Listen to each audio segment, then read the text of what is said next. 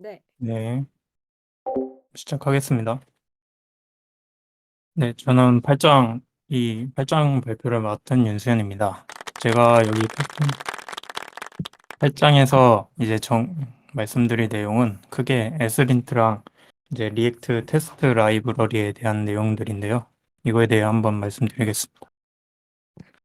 어, 에스린트는 보통 다들 개발하실 때 많이 사용하실 텐데, 이것은 이제 정적 코드 분석 도구라고 하고, 이제 코드의 실행과는 별개로 이제 그 자체만으로 이제 코드의 스멜을 찾아내서 문제 소지 있는 코드들을 이제 사전에 알려줘서 수정하게 만드는 역할들을 합니다. 저도 이거를 되게 많이 사용하고 있고, 어, 다른 개발자분도 요즘 거의 필수로 사용하고 있을 텐데, 이거를 사용은 하지만 이제 어떤 방식으로 이 에스린트가 코드를 분석하는 것에 대한 것까지는 생각을 하지 않고 썼었던 것 같아요. 그래서 이 책에서는 이게 코드를 어떻게 분석하는지에 대한 내용을 설명해 줬습니다. 그래서 첫 번째로 자바스크립트를 이제 에스린트가 분석할 때는 자바스크립트 코드를 이제 문자열로 읽고 그래서 이제 파서로 코드를 구조화하게 되는데 그때 그 에스프리라는 파서를 사용하게 됩니다. 그리고 이 구조화한 트리를 다들 알고 있는 추상구문 트리라고 하고 이제 이 구조화된 트리를 기준으로 각종 이제 설정한 규칙과 대조해서 이 규칙을 어겼는지 안 어겼는지를 이제 사용자에게 알려줍니다. 보통 이거 에스프리를 사용했는데 이거는 이제 변수 함수인지만 파악하는 것뿐만 아니라 코드의 정확한 위치까지 아주 세세한 정보까지 분석해서 알려주기 때문에 어, 규칙을 아주 좀 세세하게 정의해서 할 수도 있습니다. 그리고 타입스크립트 같은 경우에도 이 타입스크립트에서 프리가 있어서 이것도 이제 기본 파서로 얘를 사용해서 코드를 분석하고 구조하고 있습니다. 그러면은 위에서 분석하는 결과를 바탕으로 어떤 코드가 잘못된 코드인지를 이제 정의하고 수정해야 되는지 알려주잖아요. 그거를 이제 에스린트 규칙이라고 말하고 이 규칙들의 모임을 이제 플러그인이라고 합니다. 그러면 이 에스린트가 이 리포트하는 과정을 간략하게 코드랑 같이 보면은 이 작성할 때 메타에다가 이 해당 규칙과 관련된 메타 정보들을 담습니다. 그리고 메시지에는 그 경고 문구를 띄우고요. 이 독스에는 이제 문서화에 필요한 정보들을 담습니다. 그 다음에 이 픽스 에이블은 이제 에스린트를 이 픽스로 수정했을 때 수정 가능한지 여부를 담고요. 크리에이트가 이제 실제로 코드의 문제점들을 이제 확인하는 곳입니다. 그래서 이것을 통해서 이제 AS 트리를 실제로 순회하면서 조건에 맞는지 코드가 이제 한번 확인하고 이것들을 이제 다 이렇게 반복적으로 확인하는 역할을 하고 있습니다. 그러면은 이제 조금 헷갈리는 게 에스린트 뭐 플러그인이랑 컴피그인데 이 플러그인은 이제 보통 이 프레임워크나 도메인과 관련된 규칙들을 묶어서 제공하는 패키지를 말합니다. 그치? 얘도 이제 같이 네이밍 규칙이 있는데 이 앞에 에즈린트 플러그인이라는 접두사를 준수해야 되고요. 뒤에 이제 단어를 하나 더 이을 수 있는데 그 단어는 딱 한 단어까지만 가능합니다. 만약에 두 단어를 이으면은 그거는 사용하면 안 되고 에즈린트 컴피그는 이제 위에서 말한 이 에즈린트 플러그인들을 한 대 묶어서 한 세트로 제공하는 패키지를 말합니다. 이 네이밍 규칙도 이제 플러그인이랑 동일하게 뒤에 이어지는 단어는 한 단어까지만 가능합니다. 그럼 저희들이 많이 사용하는 것들은 보통 에어비앤비 많이 사용하잖아요. 이 에어비앤비가 이제 많은 개발자들이 그 에어비앤비 개발자분들뿐만 아니라 수많은 개발자분들이 이제 유지 보수를 함께 해오고 있고 그 다음에 많이들 사용하기 때문에 당연히 압도적인 다운로드 수를 기록하고 있어서 보통은 이 에어비앤비를 많이 사용하고요. 이 트리플 회사에서 만든 이제 트리플 컴피그 키트라는 게 있는데 이 키트의 특징은 이제 테스트 코드가 존재해요. 그다음에 CI/CD 환경이나 뭐 카나리 배포 등 일반적인 뭐 npm 라이브러리 구축 및 관리를 위한 시스템 구축이 잘 되어 있어서 이거 트리플 컨피그 키트도 많이 사용한다고 알고 있습니다. 그 다음에 넥스트 환경에서는 이 에즈드린트 컨피그 넥스트를 사용하는 것을 추천한다고 합니다. 이거는 이제 자바스크립트 코드뿐만 아니라 이제 뭐 페이지나 뭐 JSS 구문 이런 것들 구성되어 있는 모든 이제 이런 것들이 다 정적 분석 대상이기 때문에 이 컴피그 넥스트도 많이 이제 넥스트 환경이라면 강력하게 추천을 드리고 있습니다.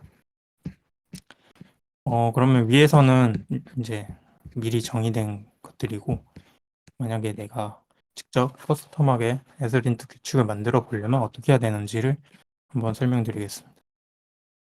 또 예시로 넣은 거는 이제 이거 스트릭트 임포트인데 이제 어떠한 모듈을 임포트하는 것을 금하기 위한 규칙을 말합니다. 이제 패스에는 이제 금지시킬 모듈들을 추가해야 되는데 네임에는 모듈 명을 작성하고 임포트 네임스에는 모듈의 이름, 그다음에 메시지에는 이제 경고 메시지를 작성하면은 이제 사용자가 커스텀하게 에즈린트 규칙을 만들 수 있습니다.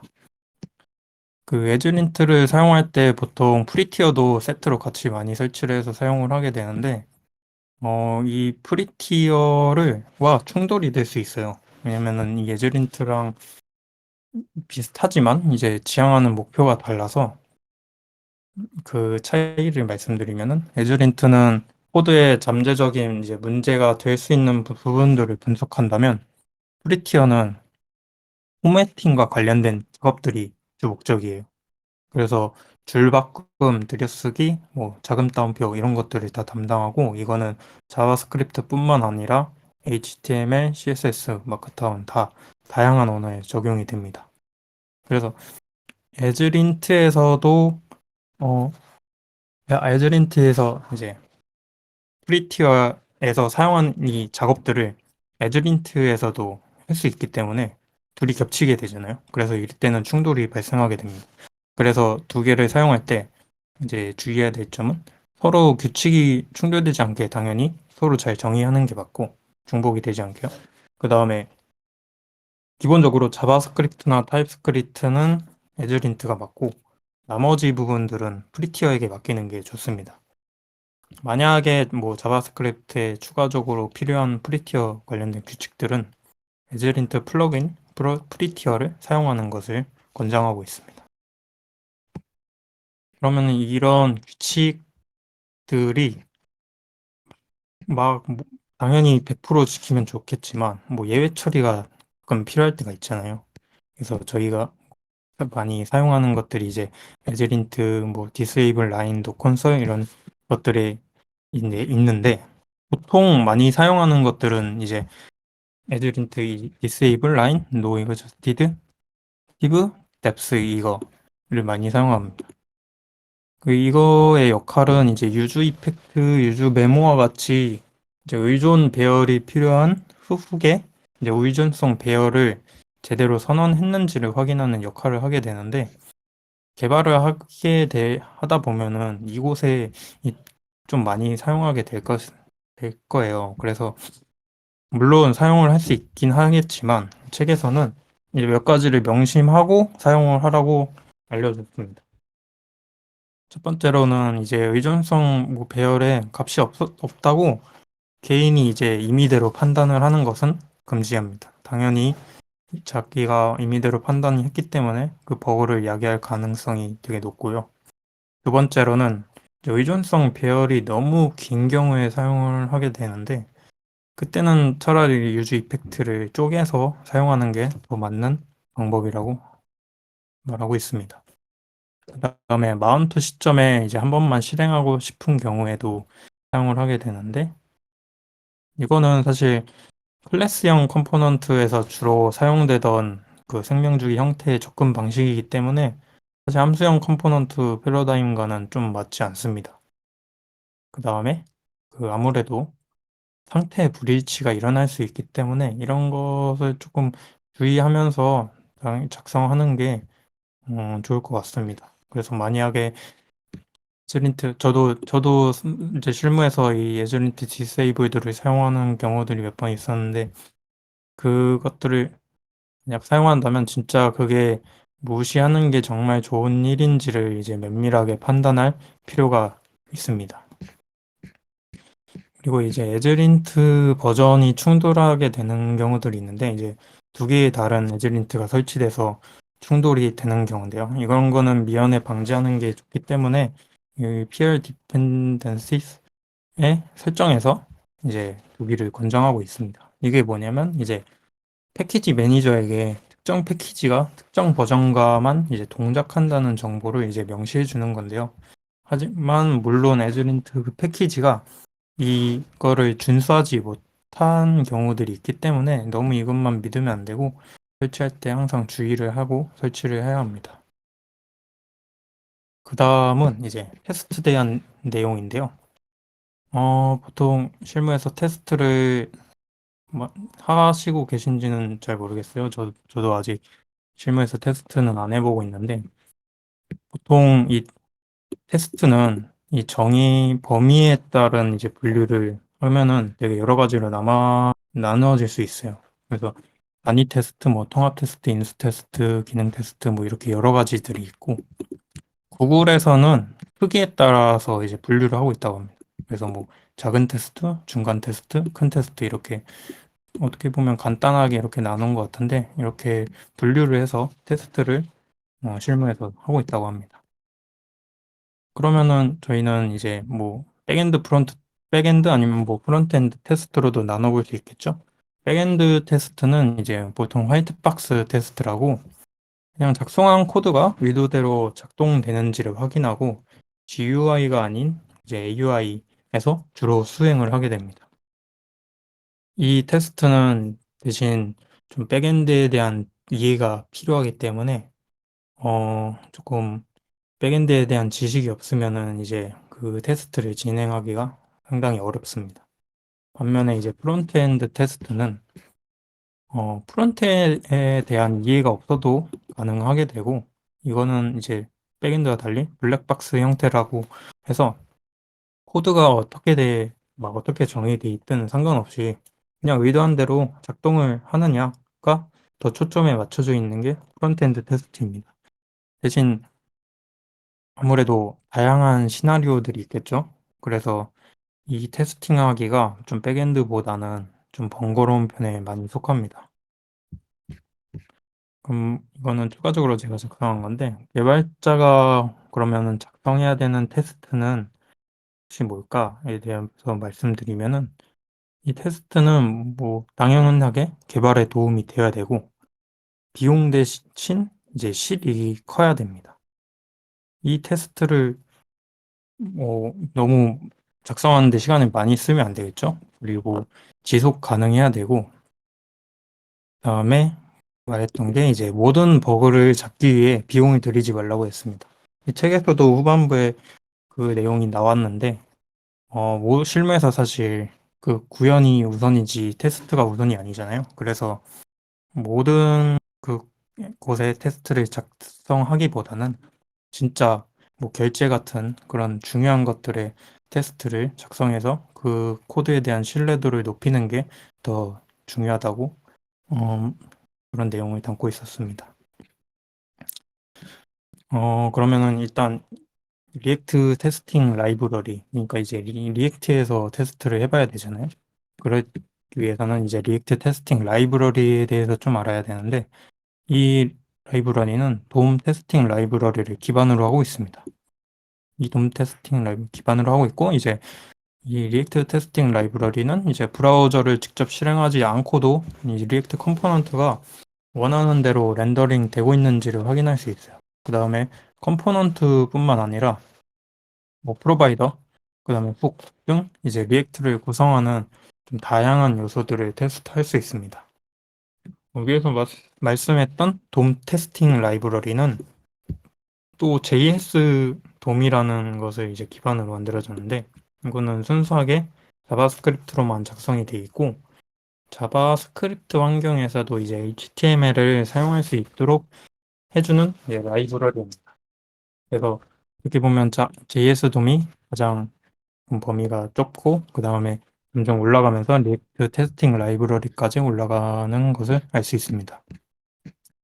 그러면은 이제 저희가 작성할 게 리액트 테스팅 라이브러리를 사용해서 테스트를 이제 작성해 볼 건데, 테스트 코드를 작성하는 방식에 대해서 간략하게 설명해 드리면, 이제 테스트할 함수나 모듈을 먼저 선정하고 그 함수나 모듈이 어떤 값을 반환해야지 성공하는지를 적습니다. 만약에 1 더하기 2는 당연히 3이겠죠? 그러면 3을 작성하면 됩니다. 그 다음에 이제 뭐 함수나 모듈의 실제 반환 값을 적고 3번의 기대에 따라 뭐 2번의 결과가 뭐 일치하는지를 확인하면 됩니다. 그래서 그 결과가 동일하다면 성공, 이제 반대라면은 에러를 던지는 그런 테스트 구조입니다. 이런 작동을 해주는 라이브러리가 있는데 이제 그것들을 이제 assertion 라이브러리라고 합니다. 뭐 대표적으로는 assert, 뭐 sudo.js, expect 등이 있는데 여기서 책에서 예시로 보여준 건 assert인데요. 이제 펑션에 사용해가지고 이제 3이면 당연히 성공이고 4면은 이제 실패를 하기 때문에 이런 결과값이 나오는 것을 알 수 있습니다. 근데 이것만 보면은 이제 사실 무슨 테스트를 어떻게 수행했는지에 대한 테스트 정보들은 사실 그렇게 친절하게 나와 있지 않아요. 그냥 결과에 대한 것만 나와 있지. 그래서 이런 뭐 몇 개의 테스트를 진행했고 몇 초가 걸렸고 그런 것들을 위해서 그런 것들을 알고 싶다면은 테스팅 프레임워크들이 또 있어요. 그래서 대표적으로는 제스트인데 제스트를 저도 한번 사용해 봤었는데 이 사진은 그 다른 블로그에서 이제 예시로 가져온 건데 그 제스트를 사용하게 되면 이제 위에는 성공, 밑에는 이제 실패에 대한 결과값들을 보여주는 예시입니다. 그래서 몇 개를 토탈은 이제 몇 개의 테스트를 수행했는지, 그 다음에 패시드는 이제 몇 개라 통과했는지. 만약에 다 통과를 하게 되면 이렇게 초록색 표시가 다 뜨고요. 만약에 실패를 하게 되면 하나라도 이게 fail이라는 것을 뜨고 어느 곳에서 이제 틀렸는지까지 이제 친절하게 설명을 해줍니다. 그래서 이 제스트를 사용하면은 좀 더 많은 정보들, 테스트에 대한 많은 정보들을 알 수 있기 때문에 테스트를 만약에 한다면은 무조건 설치하는 것을 추천드립니다.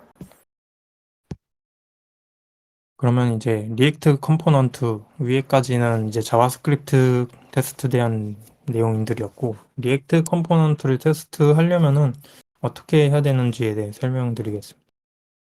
간단합니다. 그냥 컴포넌트를 렌더링하고 뭐 필요하다면 컴포넌트에서 뭐 특정 액션까지 수행을 하게 되고 이제 그것이 똑같습니다. 이제 기대하는 결과랑 진짜 실제로 반환하는 결과가 같은지만 이제 비교를 하면 됩니다. 근데 리액트 컴포넌트 테스트 종류는 이제 위에 자바스크립트와는 다르게 뭐를 넣고 무슨 결과만 나오면 되느냐가 끝이 아니기 때문에 이제 조금 그 테스트 종류들이 조금 나뉘어요. 그래서 크게 보면은 뭐 정적 컴포넌트, 동적 컴포넌트, 그다음에 비동기 이벤트가 발생할 수도 있잖아요. 패치 같은 거 있으면 그러면은 그런 것도 테스트를 할 수 있고 아니면 사용자 정의 훅과 관련된 내용 것들도 이제 테스트를 할 수 있습니다. 하나씩 살펴보자면 정적 컴포넌트는 이제 위에서부터 제가 설명드릴게요. 이게 조금 제가 구분해서 적어놨는데 before each를 통해서 이제 테스트를 실행하기 전에 이것을 실행해가지고 테스트에 사용된 컴포넌트를 렌더링 시킵니다. 그 다음에 이제 describe 이거는 이제 위에서 사용했던 뭐 제스트 그런 데서 사용했던 함수들이랑 비슷한데 어, 테스트를 할 이제 비슷한 속성을 가진 테스트들을 하나로 묶습니다. 그래가지고 그 안에서 이제 테스트를 작성하게 되는데 여기서는 이제 특이하게 이시라는 단어를 사용해요. 이게 가독성을 위해서 테스트를 이제 곧 테스트라는 것을 이제 이수로 명칭해가지고 사용하게 되는데 이렇게 하면은 좀 더 가독성이 나아진다고 저도 느껴지더라고요. 그 다음에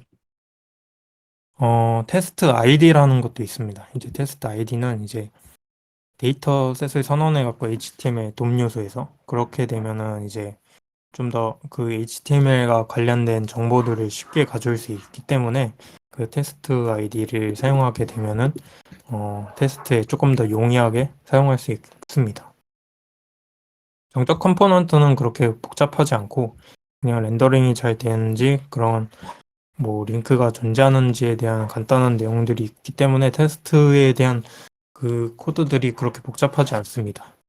근데 이제 동적 컴포넌트 같은 경우는 이제 어, 선언해야 되는 것들이 조금 생기게 돼요. 이제 만약에 버튼이 있을 수도 있고 인풋이 있을 수도 있기 때문에 그런 것들을 다 렌더링 해야 주고 그 다음에 그 버튼이 눌렸을 때까지 그런 작동되는 과정까지를 체크해야 되기 때문에 조금 더 선언해야 될 것들이 생깁니다.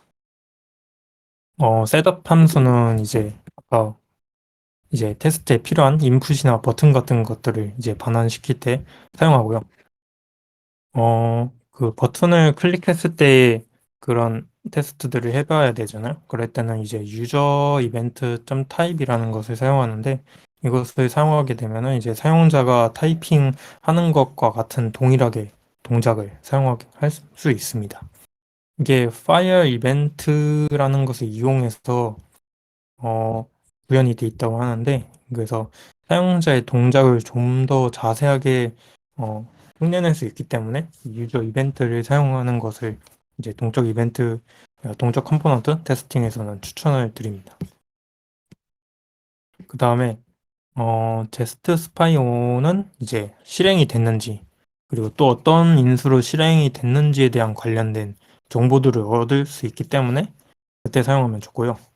모그 임플리멘테이션은 이제 해당 메서드에 대한 모킹 구현을 도와준다고 되어 있는데 만약에 Node.js 환경에서는 테스트를 하고 있는데 만약에 윈도우 얼러트 같은 테스트를 해야 될 때면은 그것을 원래는 할 수 없잖아요. 근데 이제 그런 환경까지 모킹을 구현을 통해서 테스트를 진행할 수 있게 도와줍니다. 그다음에 세 번째로는 이제 비동기 이벤트 발생 컴포넌트인데 사실 패치의 테스트 케이스는 진짜 다양하잖아요. 뭐 요청이 성공했을 때, 에러가 났을 때, 뭐 헤더를 설정하거나 뭐 텍스트로 파싱하는 뭐 등등 이 각 테스트들의 종류가 되게 많기 때문에 그 테스트를 원래 작성하려면은 막 오케이 스테이터스 뭐 제이슨 같은 그런 것들을 계속 바꿔주면서 하나하나 다 테스팅 그 모킹을 하면서 해야 되기 때문에 되게 번거로운 작업이 될 수 있어요. 그때는 이제 MSW라는 라이브러리가 있는데 그것을 사용하면은 이제 실제 뭐 API 요청이 오는 것이 아닌 이제 그 서비스 워커를 활용해서 이제 네트워크 요청을 가로채면서 진짜가 아닌 가짜로 API를 요청하는 것을 구현할 수 있기 때문에 비동기 이벤트 발생 컴포넌트를 테스팅을 할 때는 이 MSW를 사용하는 것을 권장하고 있어요. 좀, 이 MSW는 보통, 백엔드, 프론트엔드 구현을 이제 서로 구현할 때, 뭐, 아직 백엔드 API가 덜 개발됐을 때, 프론트엔드는 미리 연동을 준비를 할 때가 있잖아요. 그 API가 완성될 때까지 기다리는 것이 아니고, 그때 이제 미리 이 MSW를 사용해서 모킹 데이터가 이제 패칭되는 거를 구현할 수 있는데, 그럴 때 많이 쓰는 라이브러리로 저는 알고 있었는데, 이렇게 테스트에서도 사용될 수 있는 거 보고 조금 더 사용성이 더 많다라고 이번에 느꼈습니다. 그래서 이거는 뭐 REST API 모킹뿐만 아니라 뭐 GraphQL API 모킹까지 모두 지원하기 때문에 만약에 비동기 이벤트에 대한 컴포넌트 테스팅을 하게 되면은 거의 뭐 필수적으로 한번 사용해서 테스팅을 하면은 되게 좋을 것 같습니다. 그다음에 사용자 정의 훅 테스트도 있는데 이거는 뭐 특별한 내용은 안 담았고 뭐 리액트 훅스 테스팅 라이브러리라는 것이 있습니다. 그것을 통해서 테스트를 하게 되면은 뭐 굳이 테스트를 위한 컴포넌트까지 만들지 않아도 이제 훅을 간편하게 테스트할 수 있어서 용이하다고 합니다. 어, 네, 이번 8장 발표는 여기까지입니다. 감사합니다.